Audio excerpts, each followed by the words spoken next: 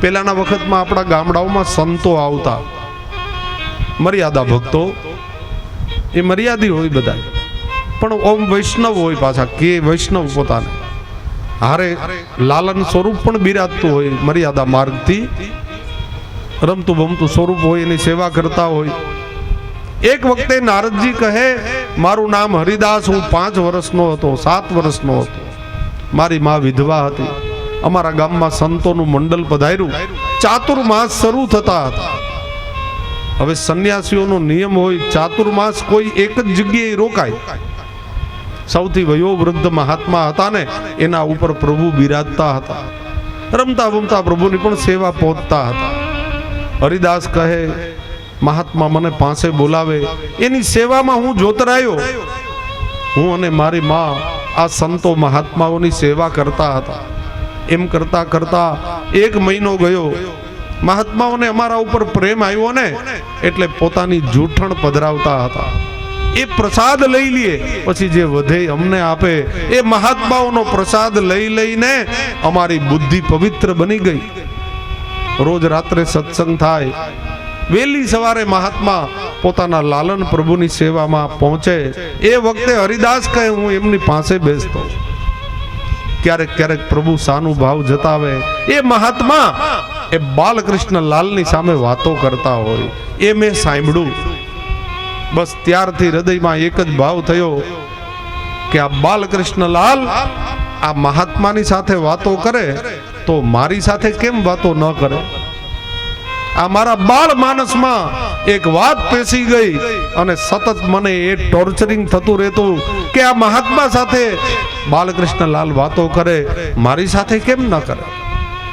મારા પ્રભુ મારી સાથે કેમ ખેલવા ન આવે.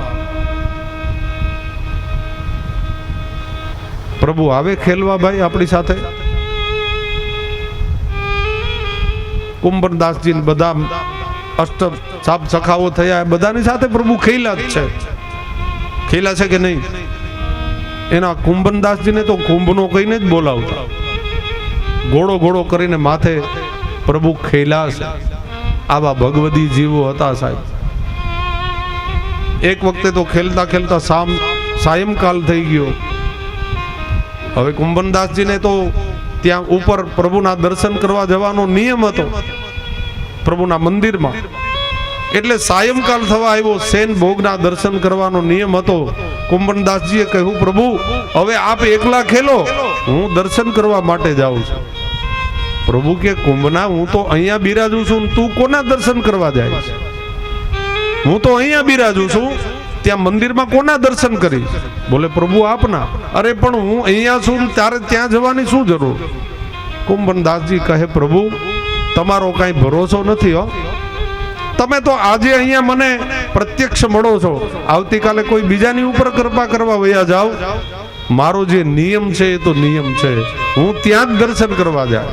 આપ એકલા ખેલો, હવે ખેલવું હોય તો. આવી કૃપા હતી આપણા ભગવદીઓ ઉપર. પ્રભુ એમની સાથે ખેલા છે, એમના હાથના ભોજન કર્યા છે પ્રભુએ, અને જે કાંઈ ધરતા એ પ્રભુ બધું આરોગતા. પ્રભુએ માગી માગીને પણ આરોગ્યું છે. આપણા પ્રભુ તો પુષ્ટિ પ્રભુ છે હો. માગી માગીને પણ પ્રભુ આરોગ્યું છે, અને દરેક ભક્તોના મનોરથને પૂર્ણ કર્યા છે.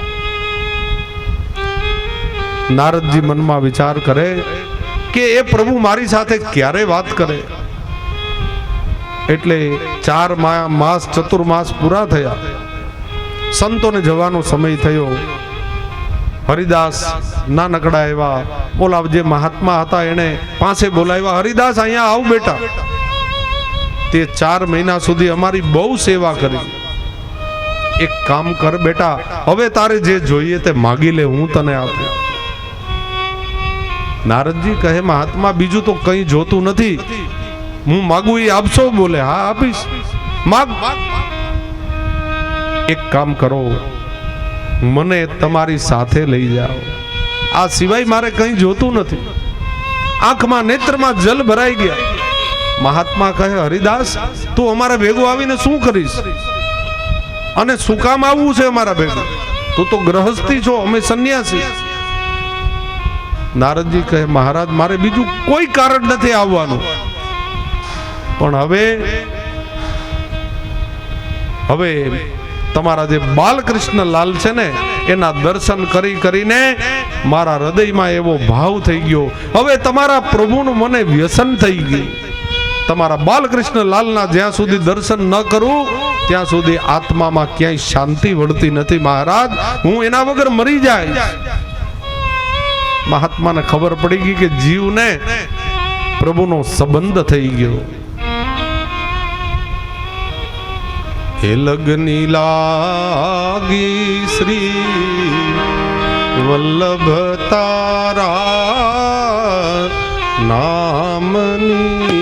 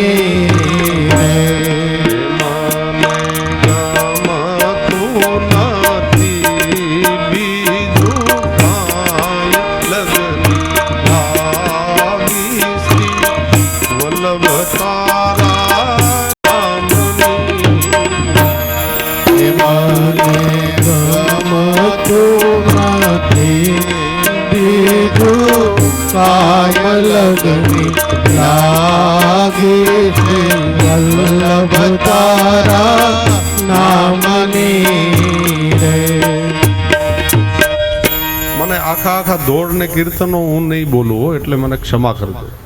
એક લાઈન જ આવશે, કારણ કે એ બોલવામાં રહું તો કથા કેદી થાય સાહેબ.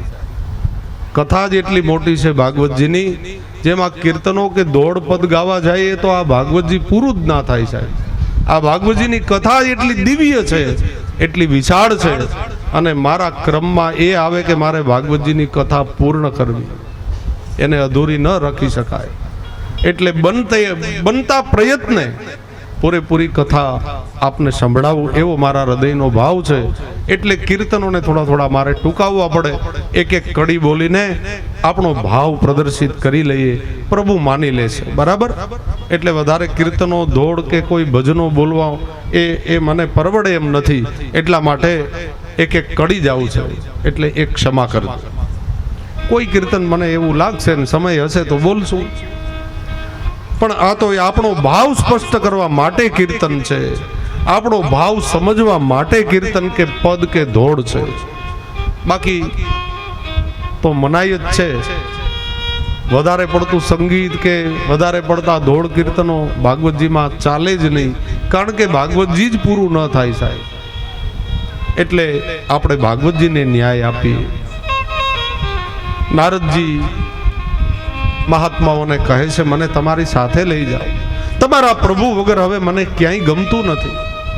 મહાત્માઓએ કહ્યું તારી માની જવાબદારી તારા ઉપર મોટી છે, એ વિધવા છે એની તું સેવા કર બેટા, તારી પહેલી ફરજ એ છે, એ પૂરું કર. તારી માં વિદાય લેને પછી બીજી વખત અમે તને લઈ જાશું. માતાની ખૂબ સેવા કરી, પણ ચોમાસાના દિવસો હતા. માં એક વખતે ગૌશાળામાં કામ કરતી હતી, સર્પદંશ થયો, એની માનું નિધન થયું. નારદજીને આનંદ થયો, શોક નથી થયો. કારણ કે મન પ્રભુમાં હતું. સંસારમાં હોય ને એને દુઃખ સુખ બધું થાય, ભગવાનમાં જે ભળી જાય ને એને ક્યારેય સુખ દુઃખ કંઈ થતું નથી. નરસિંહ મહેતા શું બોલ્યા હતા એના પત્ની ગુજરી ગયા ત્યારે?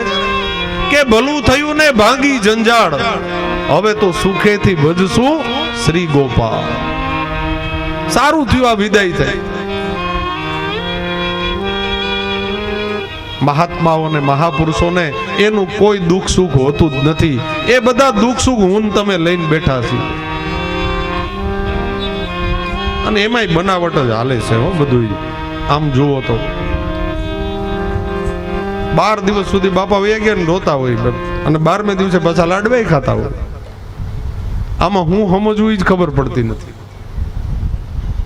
આવું હાલે છે કે નહીં?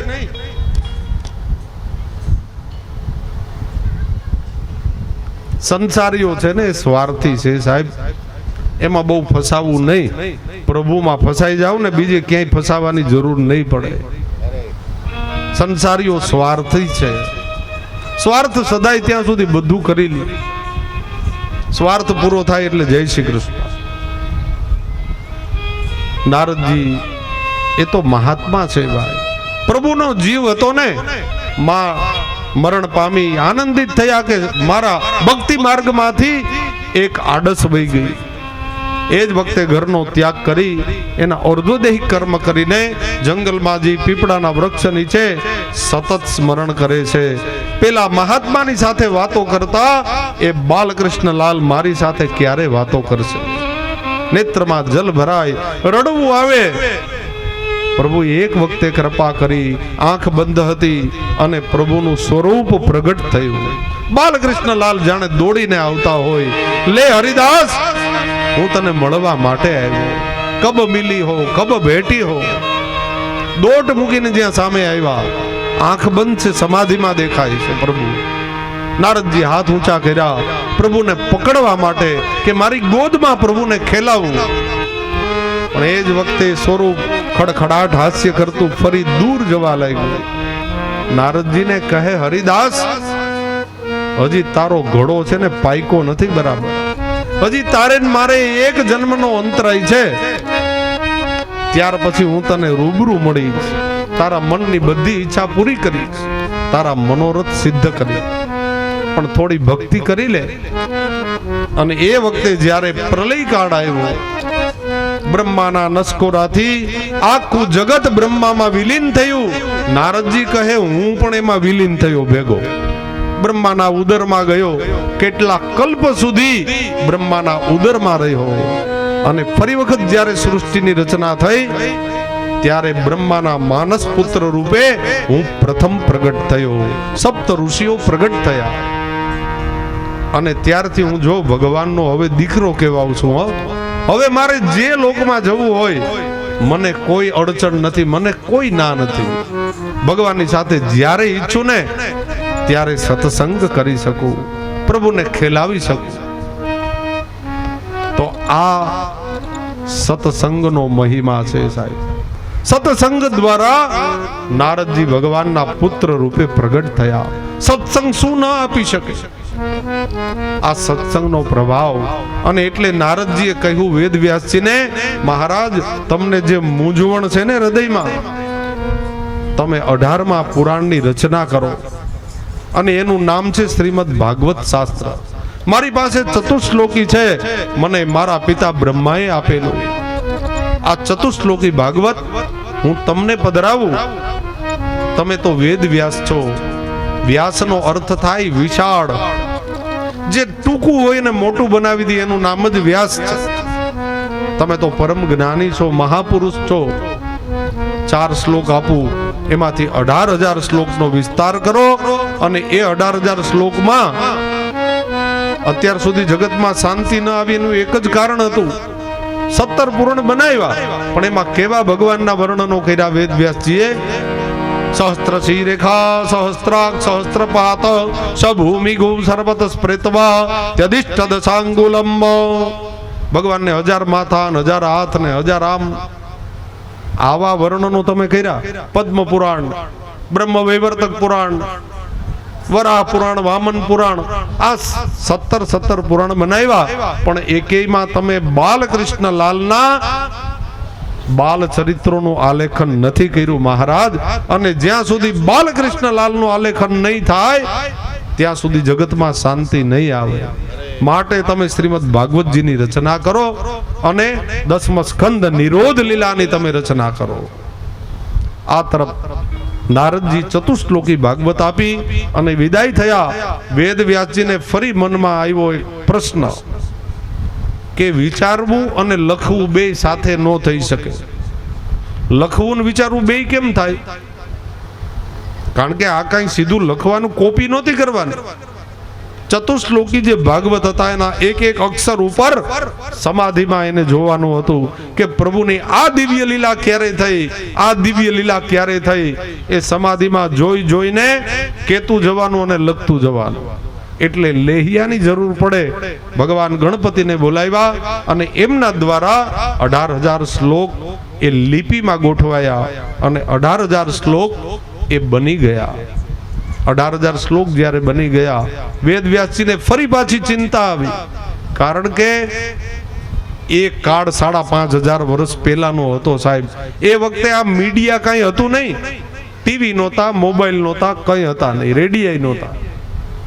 તો આ ભાગવતજીની રચના તો થઈ, પણ ઘેરે ઘેરે સુધી આ ભાગવતજીને પહોંચાડે કોણ?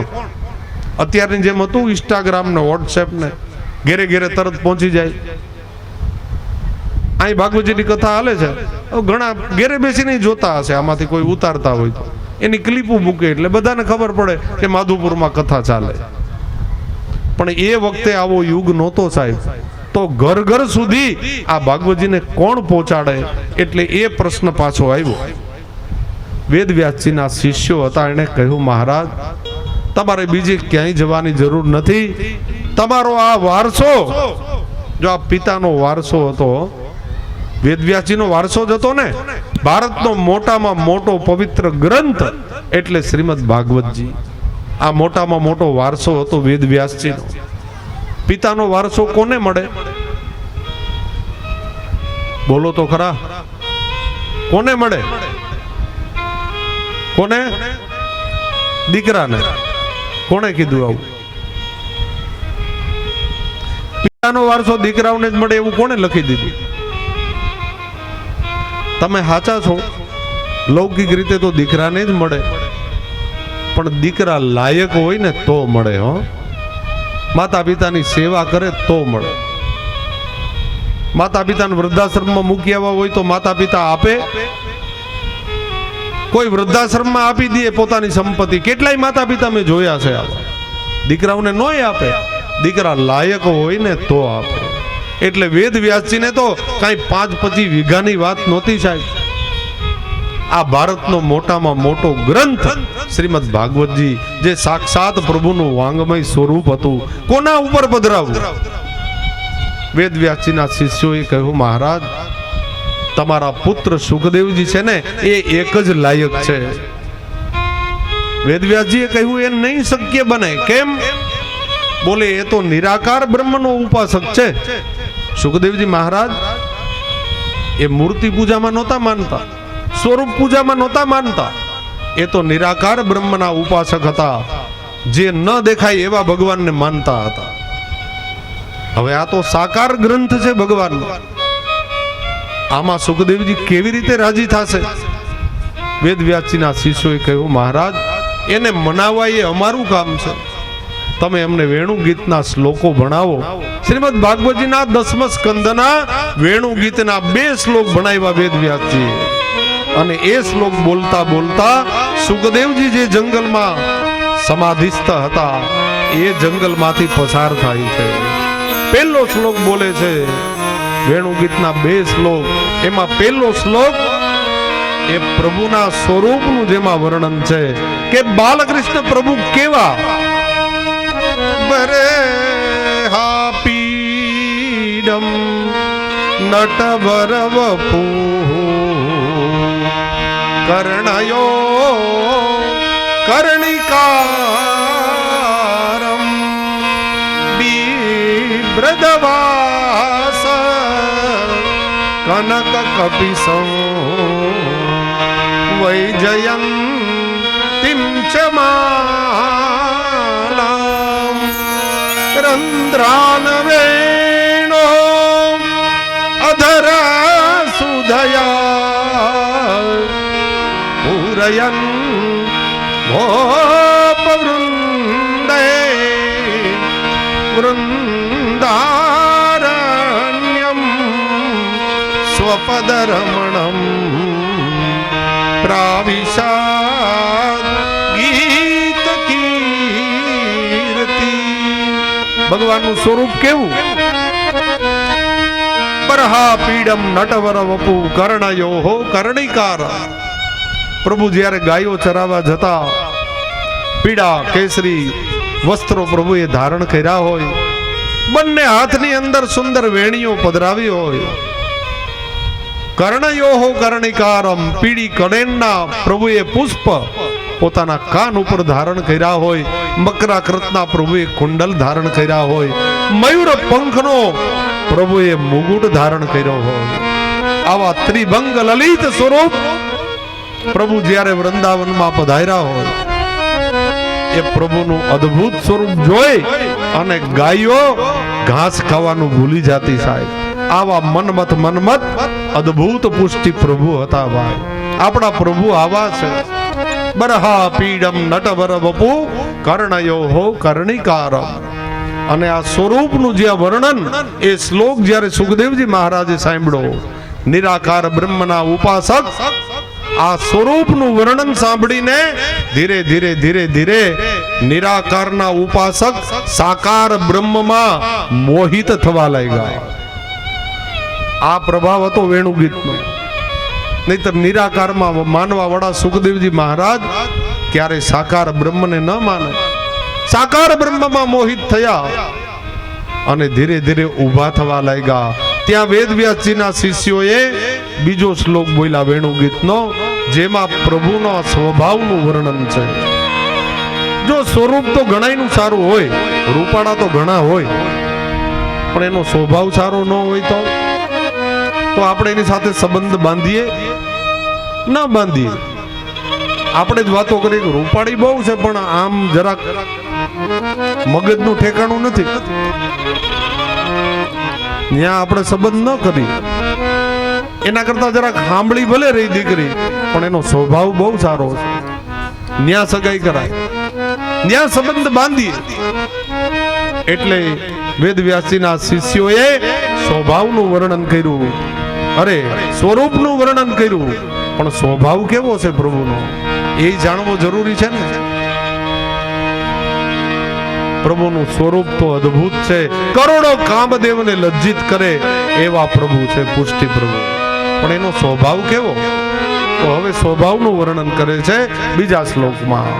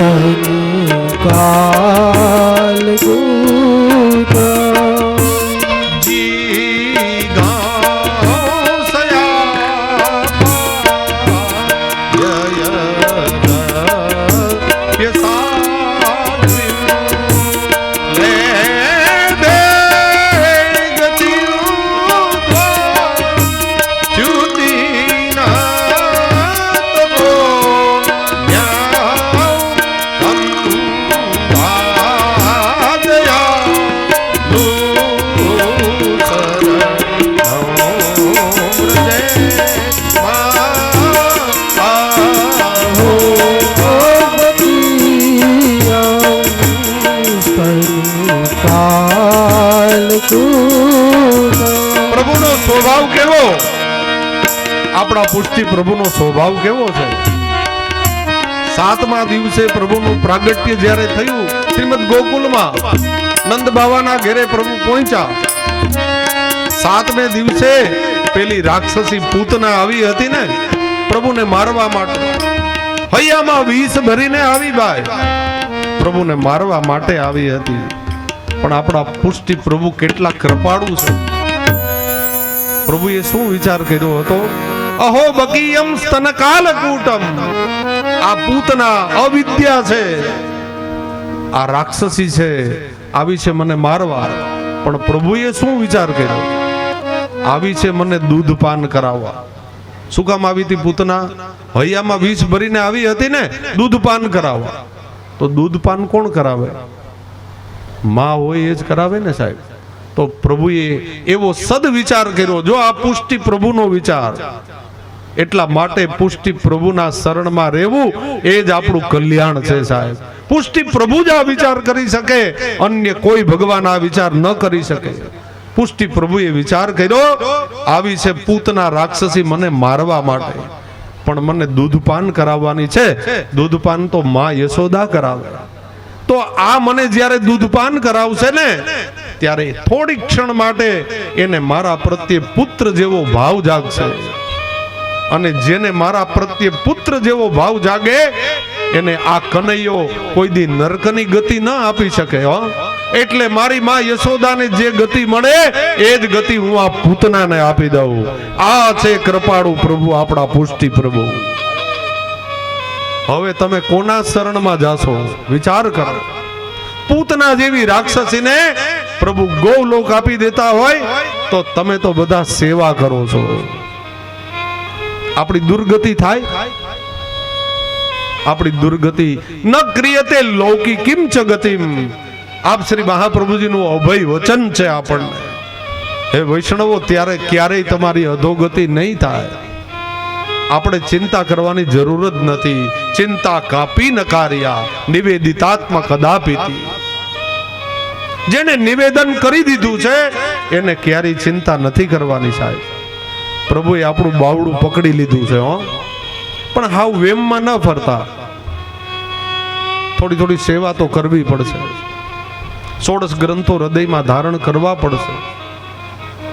જેટલી પહોંચાય એટલી સેવા કરો ને સાહેબ. કોણ તમને કહે છે સકડી અનસકડી સુધી સેવા કરો? અરે ખાલી મિશ્રી ધરો ને, અરે રમતા રમતા પ્રભુ પધરાવો ને. ગોવર્ધન નાથજી પધરાવીને સેવા પહોંચો. સકડી અનસકડી સુધી ન પહોંચાય તો કોઈ વાંધો નહીં. અષ્ટયામ સેવા ન થાય તો કોઈ વાંધો નહીં. ખાલી પ્રભુને પધરાવીને ખાલી મન તો મનાવો કે અમે સેવા કરીએ છીએ. ધીરે ધીરે એ જ પ્રભુ કૃપા કરશે. અને ક્યારે તમારા ઘરમાં પ્રભુ પુષ્ટ થઈને બિરાજશે ને એ તમને ખબર નહીં પડે. એવી પુષ્ટિ પ્રભુ કૃપા કરે છે. આ કૃપાનો જ માર્ગ છે સાહેબ. પુષ્ટિ માર્ગ એ કૃપાનો માર્ગ છે. એમાં બહુ મન ન દોડાવું. આ કૃપાનો માર્ગ છે. આગળની કથા 5 મિનિટ પછી કહીએ. મને ઘણી વાર ફરિયાદો આવે છે. ભાઈ કથામાં હું તો વયો જાઉં, પછી મને આ કાંઈ અનુસંધાન નથી રહેતું. ચા પાણી મારે તો પીવાનો હોય, પણ મારે તમને તો સમયે મુક્ત કરવા જોઈએ. એટલે ચા જલ જે કાંઈ લેવડાવવાનું હોય સ્વયંસેવક ભાઈઓ ઝડપથી લેવડાવી લે. 5 મિનિટ બેનો તમે ધોળ કીર્તન એકાદું બોલો. અને જે કોઈને દંડવત કરવા હોય એ આવી શકે, પણ 10 મિનિટમાં આવી જાજો. બરાબર? કોઈ પણ ભાઈઓ બહેનો એ બધા એકાદું ધોળ કીર્તન બોલે ત્યાં સુધીમાં બધા ભાઈઓ બહેનો ચા જલ જે કાંઈ લેવું હોય લઈ લ્યો. શ્રી વલ્લભાધીશ કી જય. હવે ચા જલ જે કાંઈ લેવું હોય પણ અવાજ કર્યા વગર લઈ લેજો. બરાબર? કથા આપણે શરૂ કરીએ. આપણો ટાઈમ પૂરો થઈ ગયો.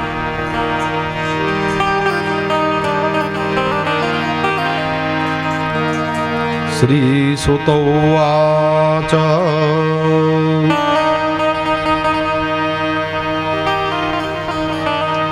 ઉપલેભે વિવામ પત્નીમ મુત્તરામ ભયવીવલામ પાહિ પાહિ મહાયોગિન દેવ દેવ જગતપતે.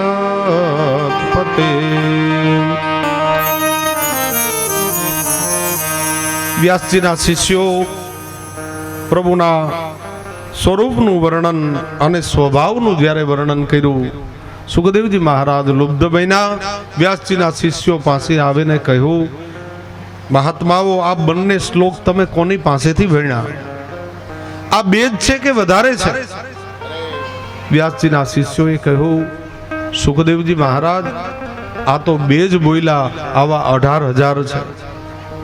આ તમારા જ પિતા વેદ વ્યાસજી પાસેથી અમે આ શ્લોકો ભણ્યા છીએ. સુખદેવજી મહારાજ કહે, મારે ભણવું હોય તો બોલે આવો અમારી સાથે.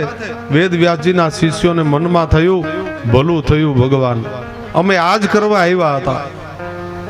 આટલી સહેલાઈથી આપ પધારશો એ ખબર નહોતી, પણ એ વેણુ ગીતના શ્લોકનો પ્રભાવ હતો સાહેબ.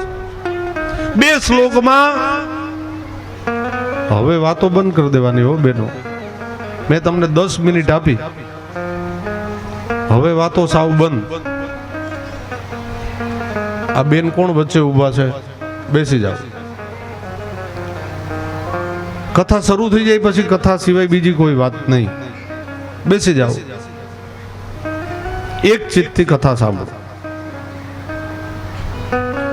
સુખદેવજી મહારાજ શિષ્યોની સાથે આશ્રમમાં પધાર્યા.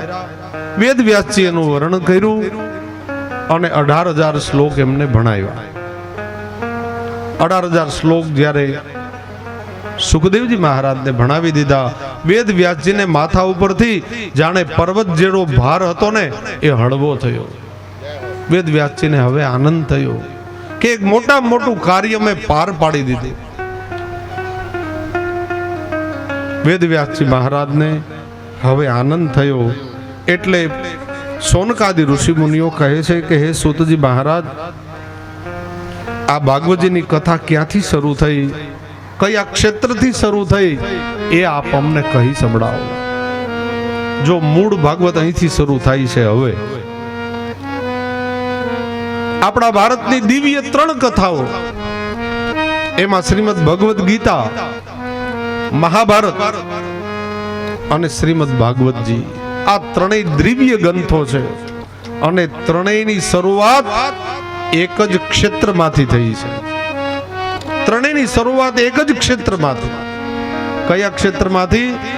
કુરુક્ષેત્રના મેદાનમાંથી. આ ત્રણેય દિવ્ય કથાઓ મહાભારતના કુરુક્ષેત્રમાંથી શરૂ થઈ. ચાલો આપણે પણ બધા કુરુક્ષેત્રના મેદાનમાં જઈએ, જ્યાંથી આ કથાની શરૂઆત થાય છે. સારંગ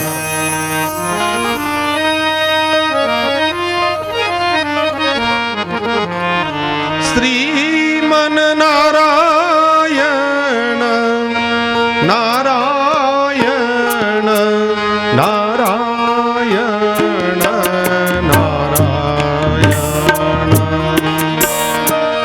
શ્રીમન નારાયણ નારાયણ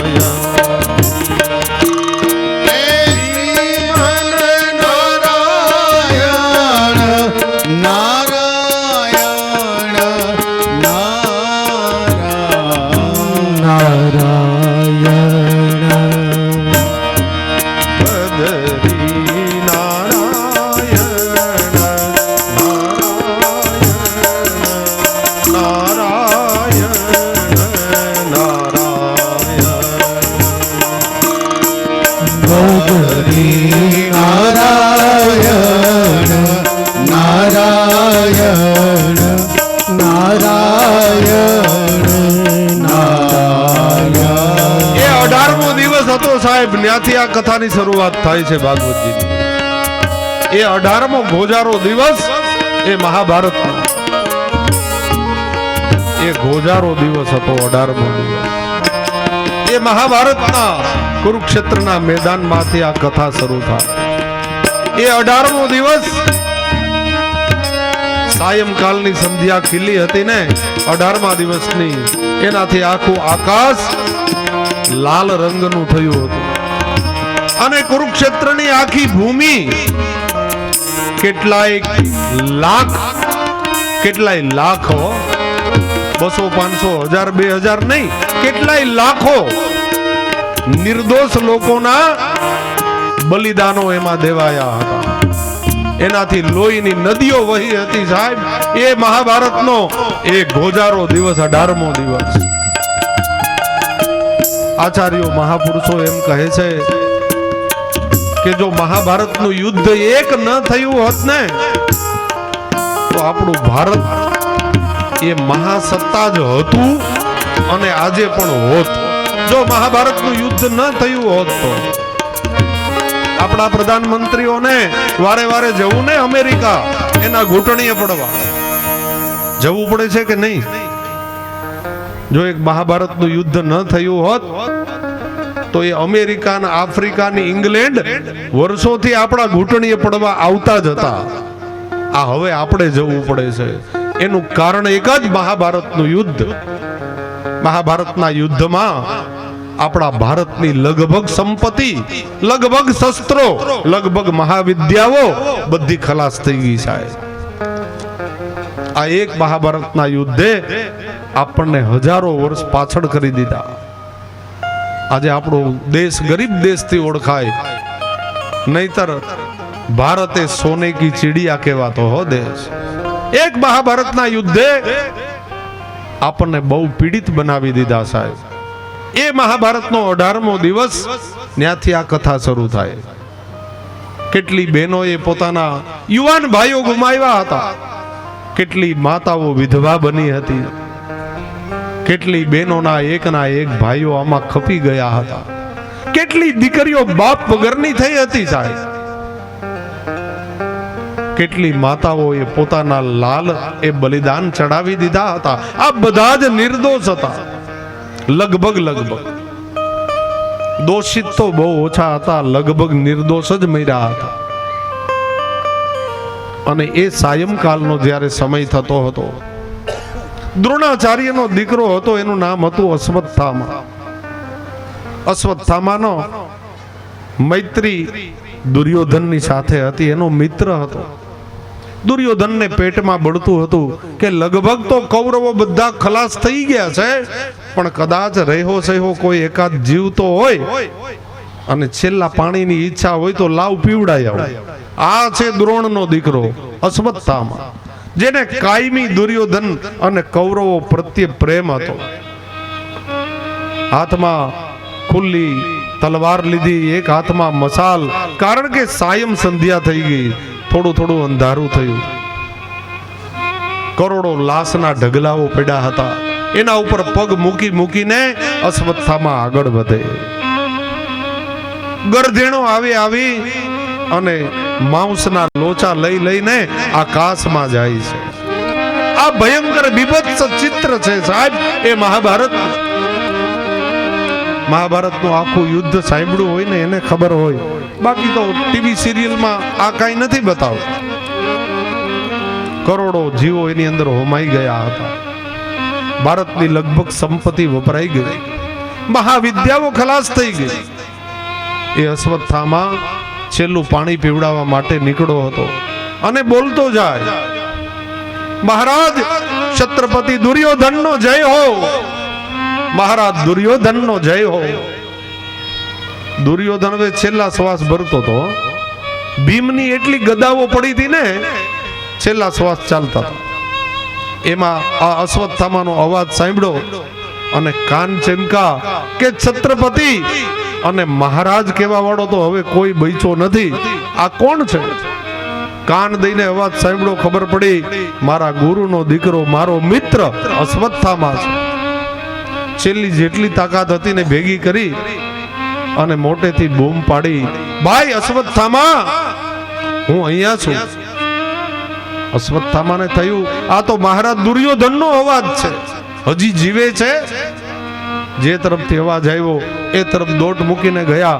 દુર્યોધન મહારાજ છેલ્લા શ્વાસ ભરે છે.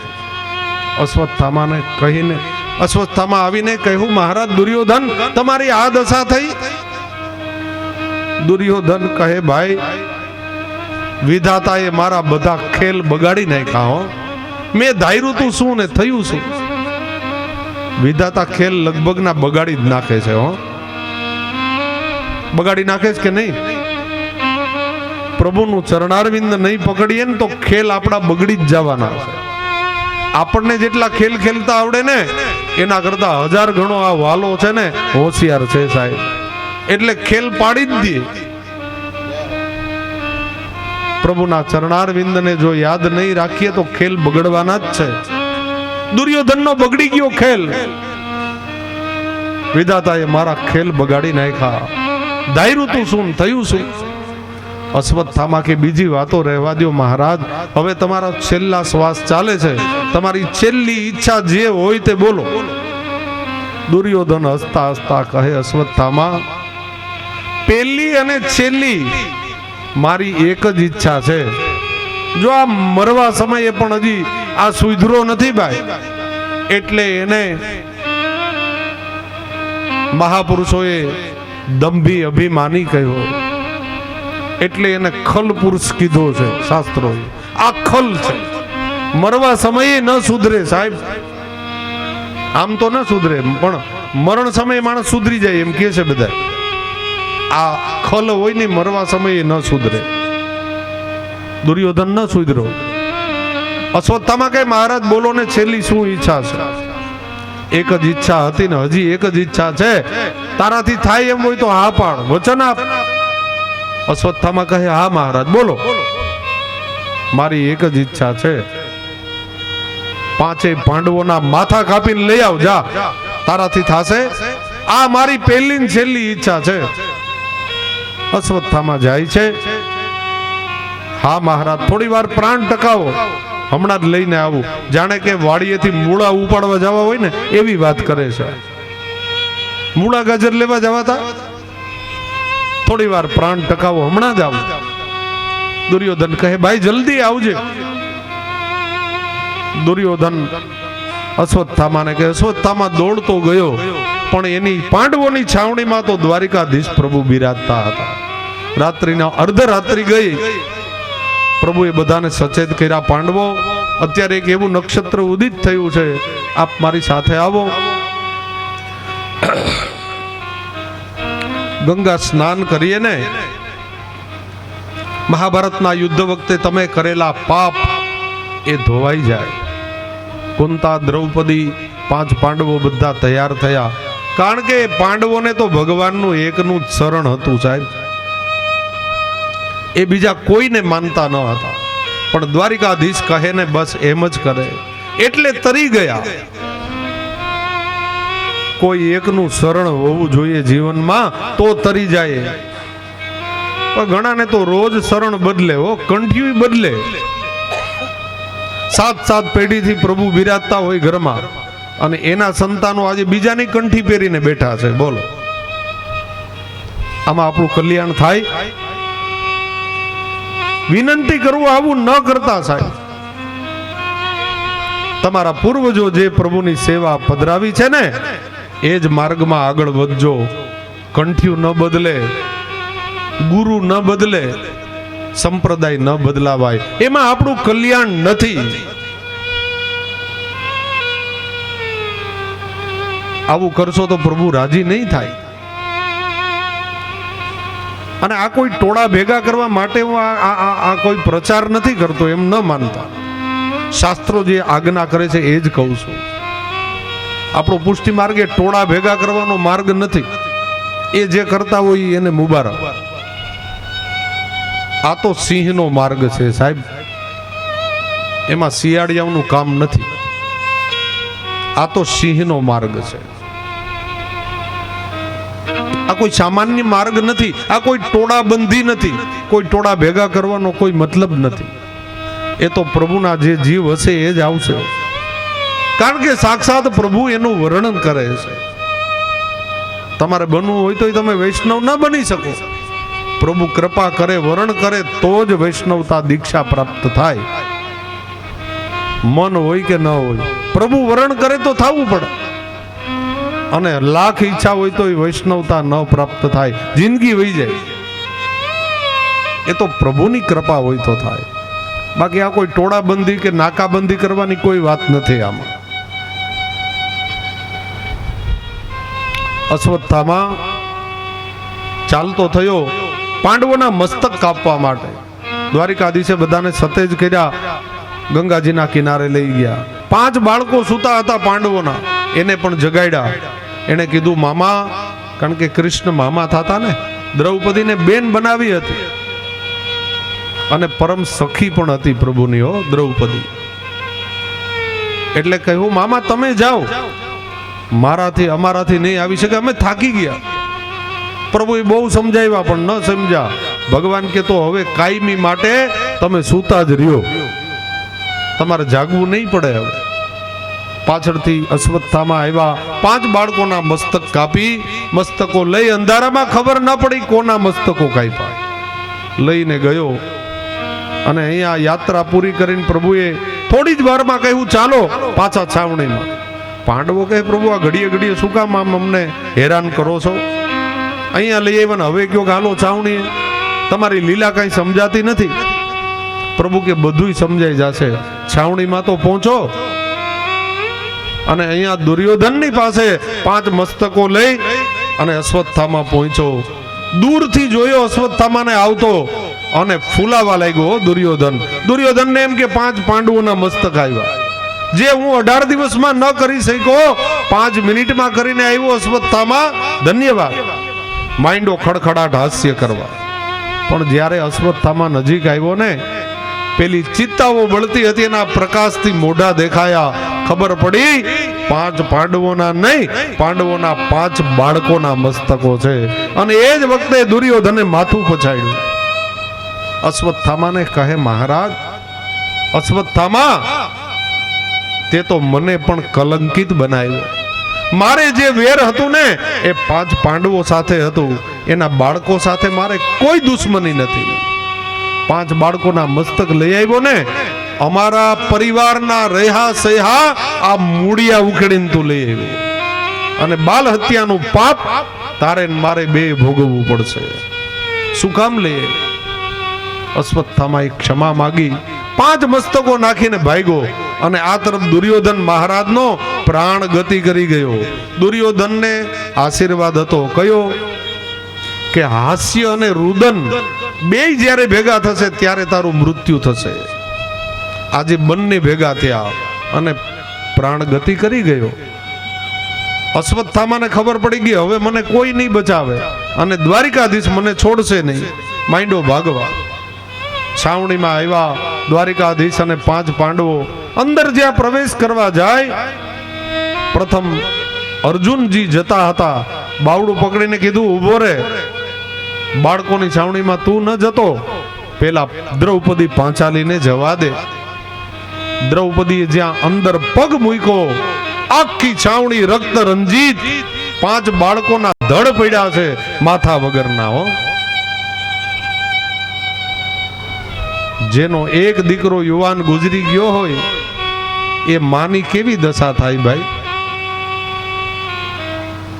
એવી માતાઓ મેં જોઈ છે, જેનો એકનો એક દીકરો ગુજરી ગયો હોય યુવાન, એ માતાઓ જિંદગીભર પોતાના આંસુને નથી રોકી શકતી. હો, આખી જિંદગી રડી રડીને વિતાવે.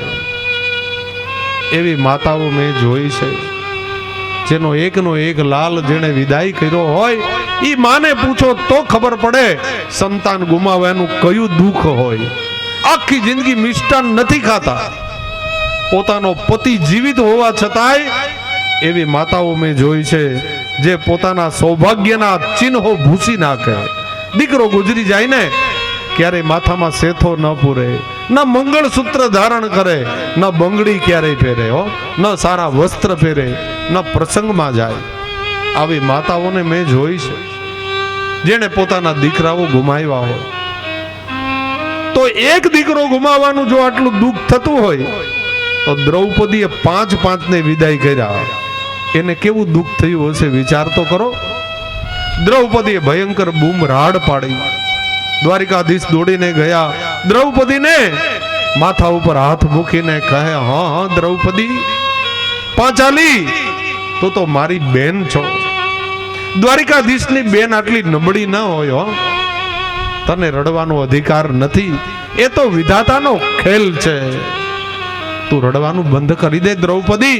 દ્રૌપદી, વિધાતાને જે ગમ્યું તે સાચું.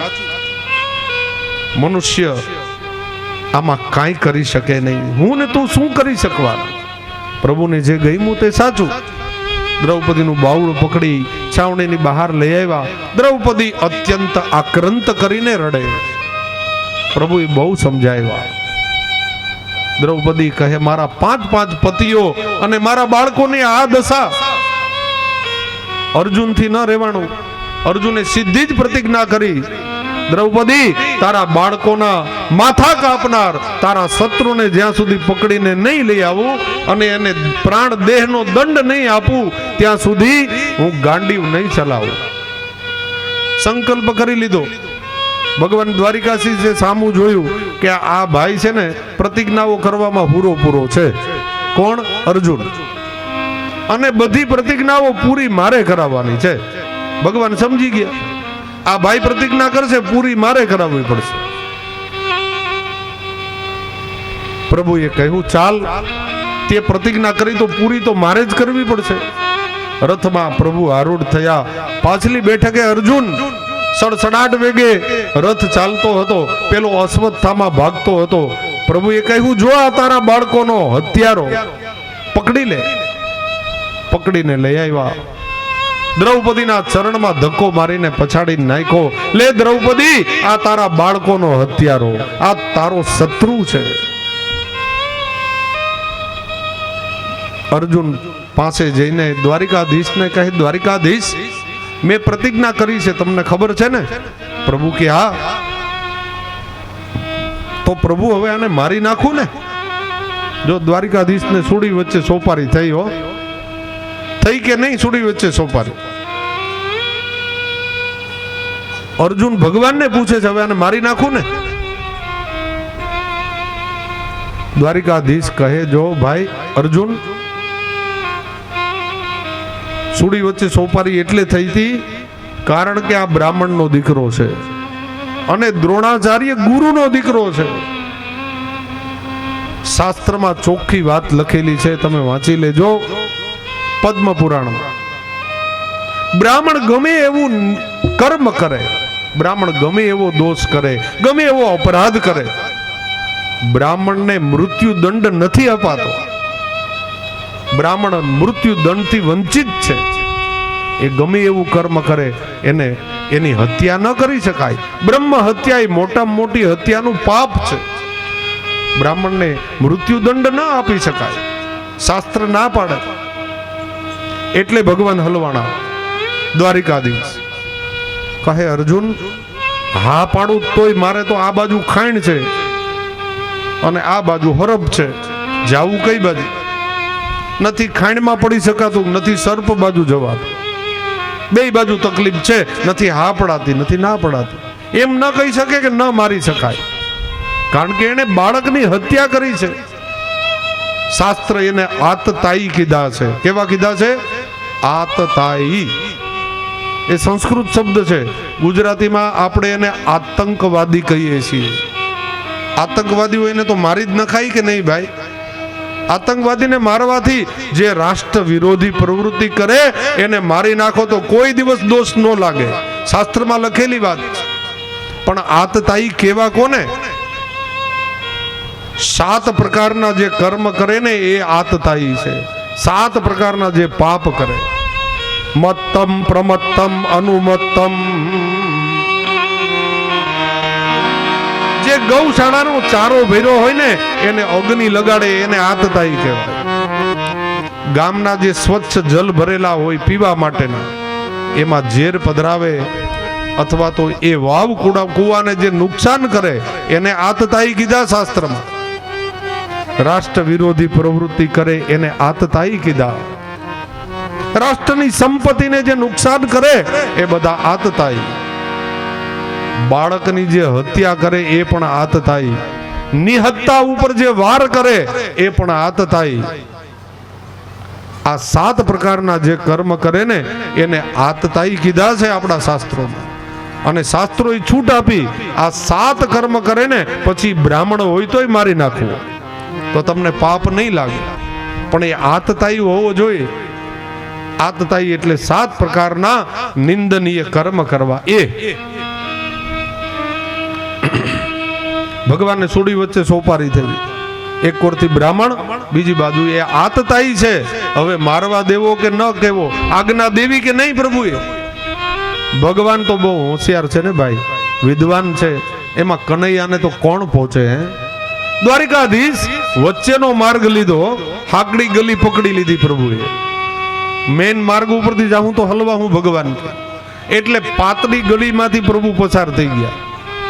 નિર્ણય આપ્યો, અર્જુન તું ક્યારનો મારી નાખું કહે છે, પણ પેલા એ વિચાર કર, આ 5 બાળકો જે મરી ગયા એના ઉપર અધિકાર વધારે કોનો? 5 બાળકોની જે હત્યા થઈ એના ઉપર વધારે અધિકાર કોનો? માનો કે બાપનો?